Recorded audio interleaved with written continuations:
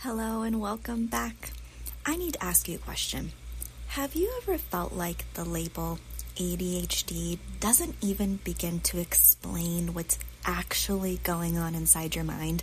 Like, everyone thinks it's just about focus, but for you, it's so much more. Hey friends, and welcome back to Mindful Chatting. I'm Kristen, a therapist, doctoral student, late diagnosed ADHD woman, and your host for this summer mini-series, diving into the emotional side of ADHD that often gets overlooked. Today, we're talking about the emotional toll of being misunderstood. And if you've ever felt like you've had to work 10 times harder just to seem normal, well, this one's for you.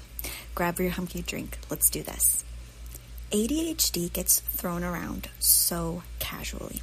Oh, I'm so ADHD today, as if it just means you're distracted. But when you actually have ADHD, the story is completely different. We're not just distracted, we're overwhelmed. We're not just forgetful. We're juggling 14 different tabs in our brain, trying to not drop the most important one. And we're not using ADHD as a crutch. We're often masking so hard that no one even knows we're struggling until we burn out or disappear. This misunderstanding doesn't stop at symptoms. It shows up in our relationships. We try so hard to be the good friend, present, thoughtful, consistent, but ADHD makes consistency hard. So we overcommit. We forget birthdays. We ghost people, not because we don't care. Oh, that's far from the truth. But because we feel ashamed. There's this kind of push-pull that nobody talks about. We desperately crave deep connection, but we're afraid we can't sustain it. And then when people start pulling away, or even if they don't, but we think they are, gosh, that spiral begins. And that spiral is often tied to RSD, or Rejection Sensitivity Dysphoria. It's something many ADHD people experience, but it's rarely talked about, and it's kind of this new phenomenon that we're researching. It's not just that we've been rejected, though many of us have. It's that our nervous system is wired to expect rejection, and it reacts to even subtle cues like a late reply, a canceled hangout, like a threat. We become hypervigilant to being left out or left behind. And the emotional pain is not just in our heads, it's felt in our bodies, especially for women. We are socialized to be rational, and this hits hard. We start asking, is it me? Am I the one who's too much? Do they not like me anymore?